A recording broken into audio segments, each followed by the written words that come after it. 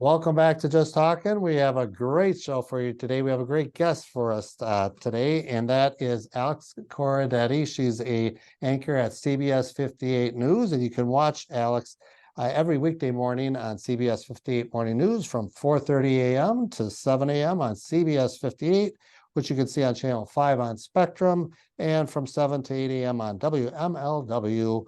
That's Channel 7 on Spectrum. Alex, so nice to see you today. Jason, nice to see you. Nice to meet you virtually, of course. I really appreciate you asking me. I know you've been doing this for a long time, more than 20 years, I've read. Yeah, So absolutely. You're a great anchor journalist, and let's start off from the beginning. Where did you get started off deciding to go for a career in journalism? sure. Well, I would say honestly, well, okay. I know the real answer is going to be at WCIA in Champaign, Illinois. But believe it or not, in preschool, they had this empty TV set, and I was obsessed with it. And I would get inside the TV set and I would pretend I was a news anchor, a reporter, whatever you want to say. So, really, it started in preschool, but my true professional start was at WCIA in Champaign, Illinois. I'm originally from Illinois, but I've tried to stay around the area. But that's really where I got my start. I was a morning anchor and a host as well there. So I stayed there for about 3.5 years. Did you go straight to Milwaukee or somewhere else, or what happened after that?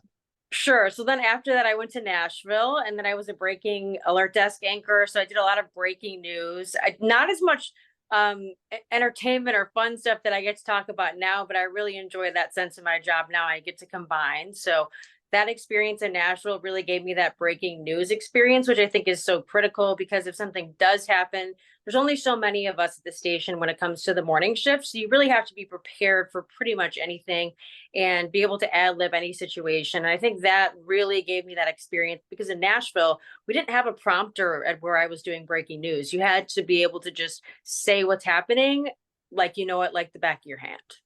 I haven't really been to Nashville. Give me some selling points. What's in Nashville if I ever go out there?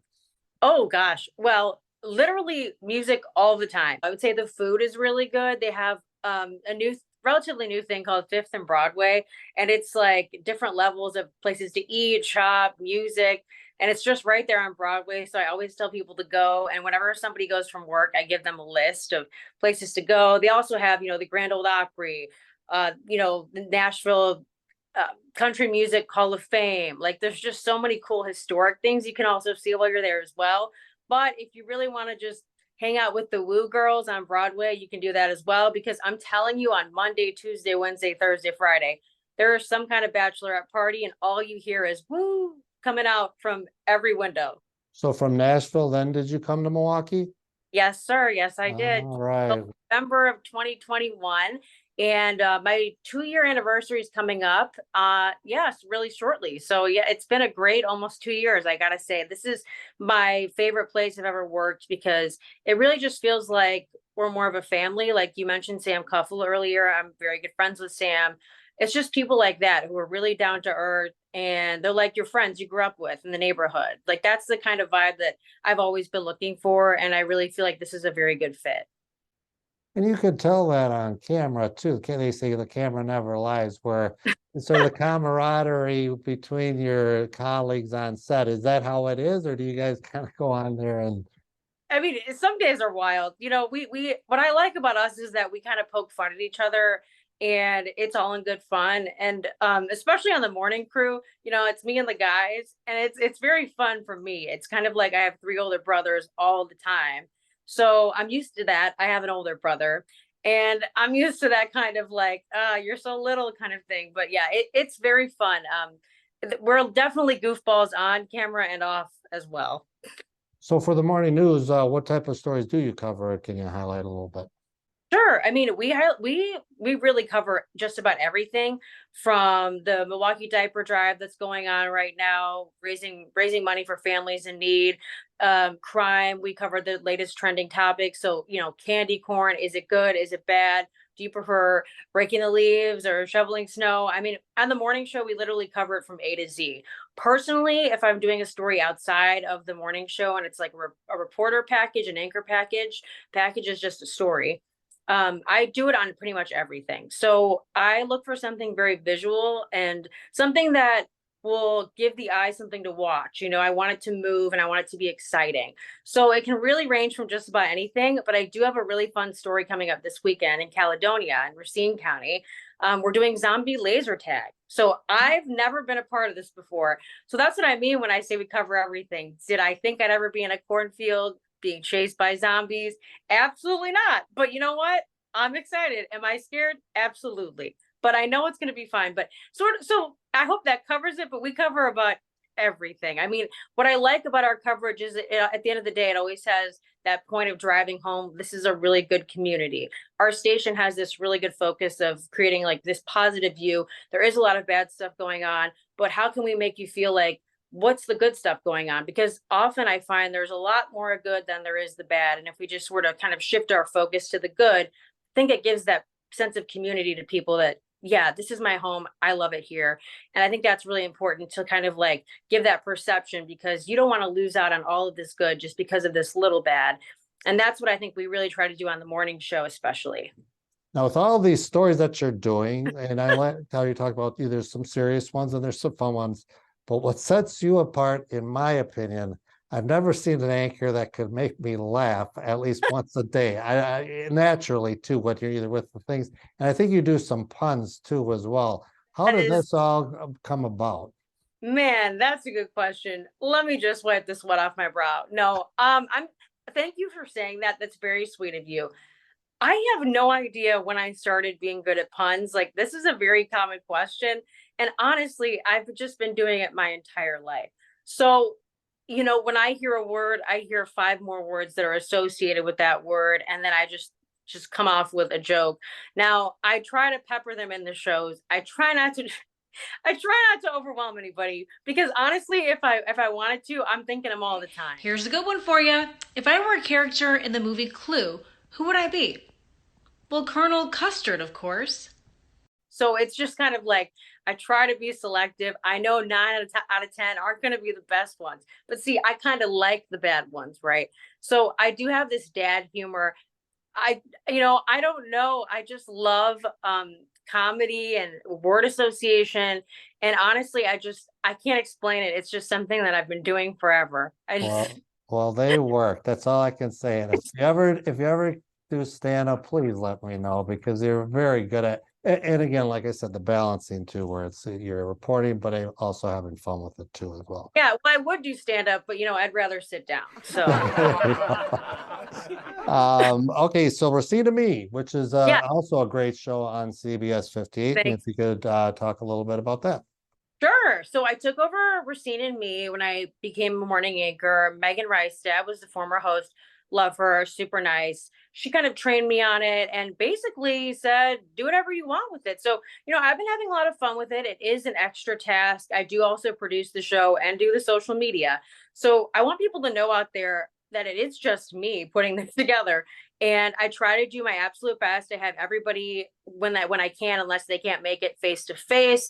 I coordinate all the interviews that come in. I have regulars that come on the Racine Zoo, visit Racine County, the Racine Theater Guild. I have people, the Wisconsin Humane Society, but I also open the door to so many other people, local business owners, small business owners, people who offer services in Racine County, not just limited to Racine, Caledonia, around Racine, anywhere. I've also had Kenosha folks on, because I don't really like limiting who can come on the show, because at the end of the day, hey, we're all kind of one community. So I kind of opened the door as far as that goes.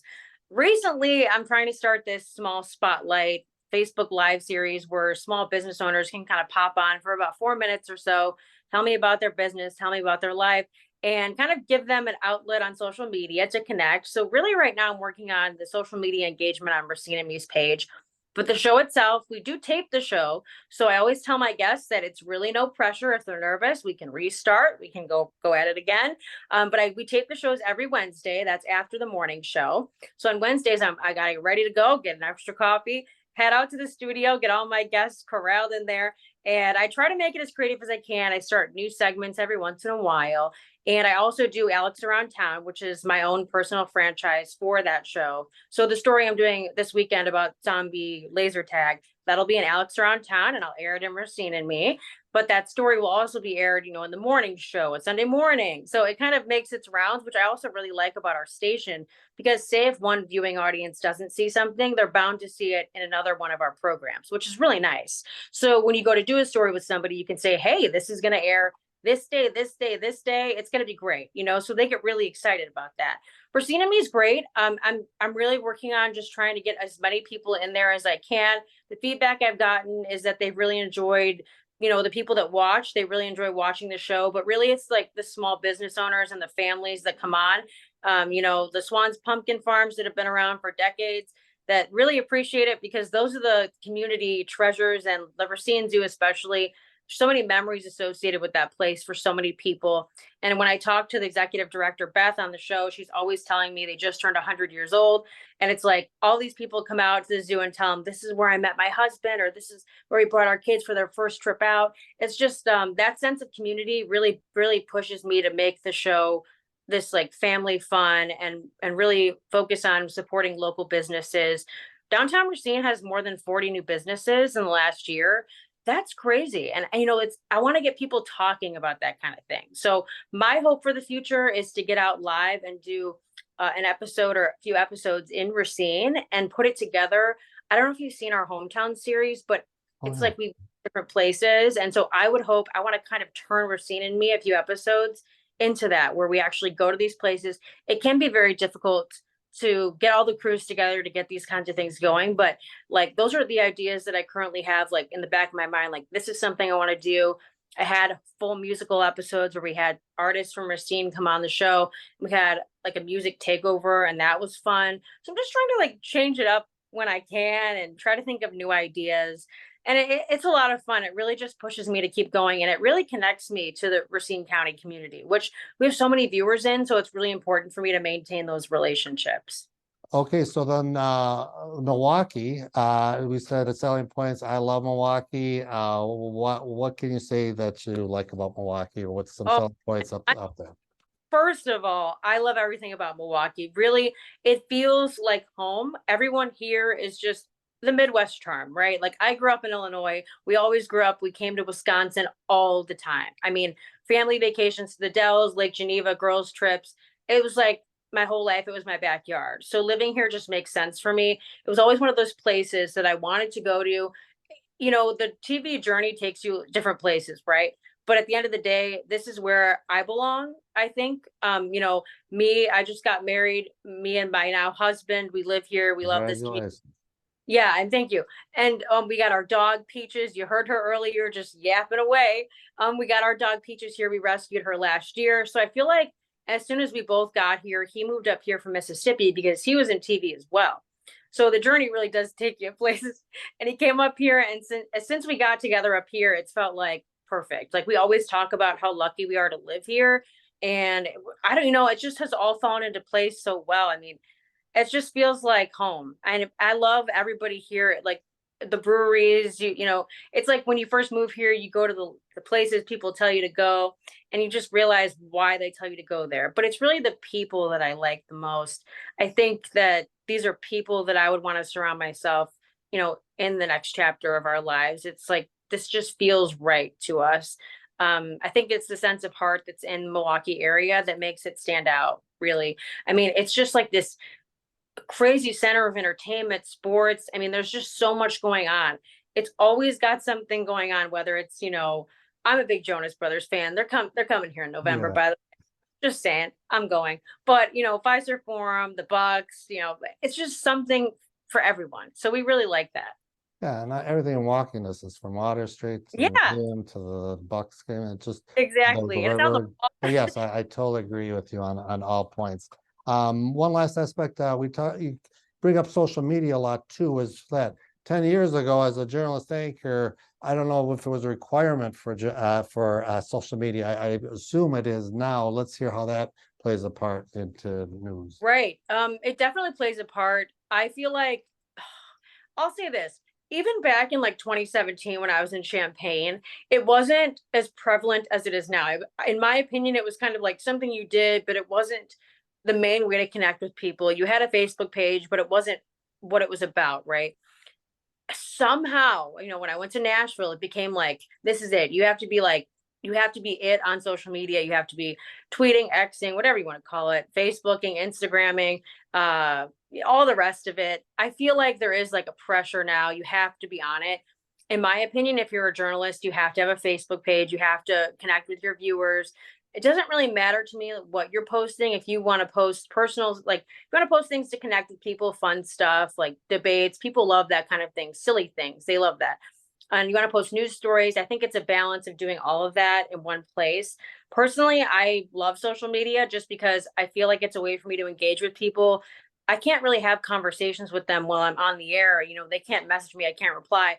But, say I say something after the show or during the show on my page, people can comment and then I can have these fun conversations. And one of my favorite things to do is do that and then mention the viewer on the air. Well, and they love that kind of thing because I think that's a way for them to feel like they're involved with the show. And I think ultimately having those conversations on social media is so powerful because it raises that sense of engagement on the show. And then I feel like you have a more successful product overall because there is that level of connection from the screen, the little screens to the big screen. So they're like, oh, hey, there's Alex. I just talked to her. She said her favorite drink is a latte. And so there's just like those silly little connections you make on social media. But it can also be a way to get breaking news, right? So in Nashville, I achieved several accolades in digital throughout my career so far because I feel like you have to be on it. So if there is breaking news, you do have to be able to send that push alert out on your phone so people can know what's going on. Because at the end of the day, they're looking to you for not only fun, but for also information. What's going on? What do I need to know about today? What's happening today? So I think that's a big perk also. It's just kind of like staying connected for fun, but also for information at the most basic level, what they should know about to plan their day, even if that's just the forecast. Boy, the time went so fast. Alex, once again, you're just an excellent anchor, journalist, reporter. And again, you can see her every weekday morning on the CBS 58 Morning News from 4:30 a.m. to 7 a.m. on CBS 58, which you can see on Channel 5 on Spectrum, and from 7 to 8 a.m. on WMLW, that's Channel 7 on Spectrum. And we talked about Racine and me. Social media, any other areas that we need to, they see? Man, no, but feel free to Okay. send me a message or if they have any ideas for the show or suggestions or interviews or local events, just send me a message and I'll get you on the show. I mean, it's really that easy. It really is. But you know what they say? Time flies when you're having fun. And that's exactly how we're gonna end it. Alex, thank you so much for talking to us today, and thank you so much for coming on the show. Yeah, it was a pleasure. You're so nice.